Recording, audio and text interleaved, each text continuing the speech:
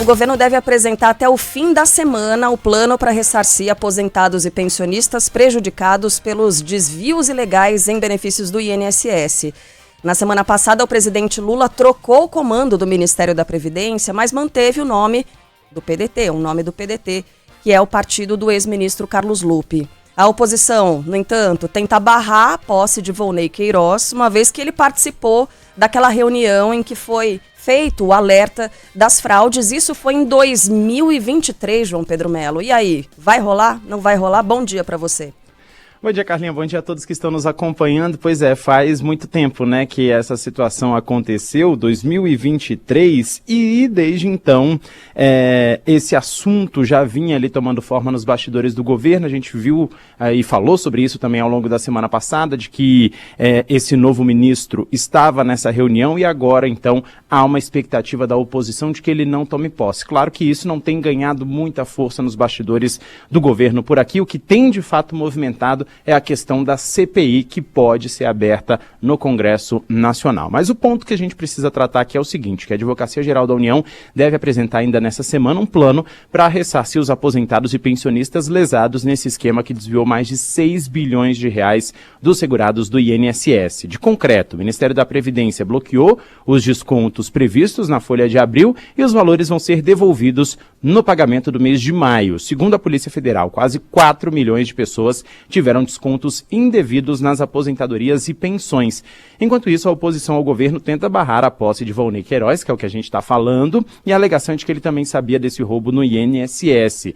Como número 2 da pasta, ele participou daquela reunião, né, em que o Conselho Nacional da Previdência alertou sobre os descontos indevidos e, por isso, parlamentares entraram com uma ação na Justiça para tentar impedir essa nomeação. A possível participação dele deve ser um dos focos da CPI, que é o que eu falei que tem ganhado muita força aqui nos bastidores da capital do país. O que os oposicionistas estão argumentando?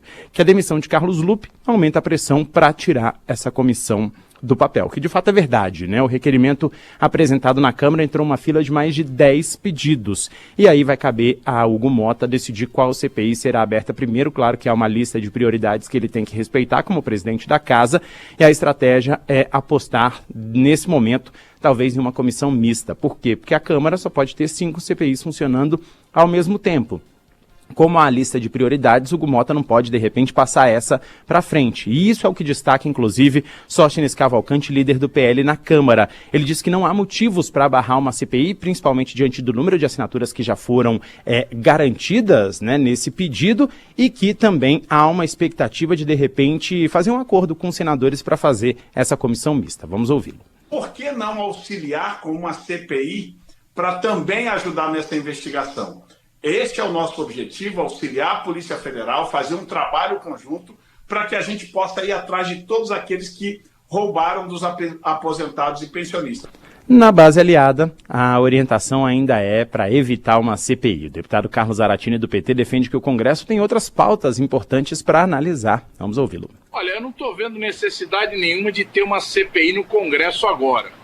O Congresso tem outras coisas para votar, até porque a Polícia Federal já está fazendo o trabalho de investigação.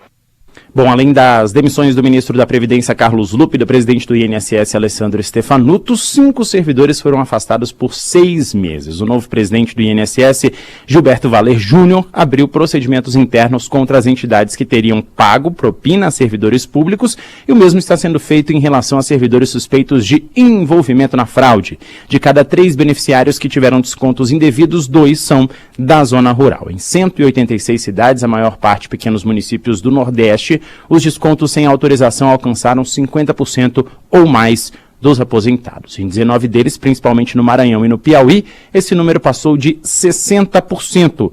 Dados da Controladoria Geral da União mostram que os fraudadores miravam moradores de áreas mais isoladas por causa da distância, obviamente, de uma agência do INSS, além do acesso limitado à internet. A mesma estratégia seria usada com aposentados e pensionistas em situação de vulnerabilidade e aqueles que moram fora do país. Com isso, a Polícia Federal está entendendo a investigação para pagamentos milionários feitos, né, por entidades investigadas a empresas que atuam com empréstimos consignados. Na verdade, é estendendo essa investigação. Segundo a Polícia Federal, essas empresas ofereciam empréstimos a aposentados e, junto com eles, inseriam a filiação às associações que descontavam esses valores mensalmente. Bom, obviamente que esse é um escândalo gigantesco e agora começa a ter um norte ali para os aposentados ou uma possibilidade desse dinheiro voltar para as contas.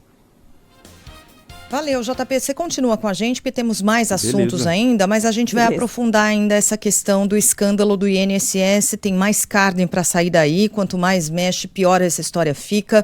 De acordo com as investigações da Polícia Federal, pelo menos 2 entidades que promoveram descontos em benefícios do INSS foram criadas com documentos e assinaturas fraudadas. As 2 são de Sergipe. Uma delas é a Associação Universo e a outra é a APEDAP, Associação de Proteção e Defesa dos Direitos dos Aposentados e Pensionistas.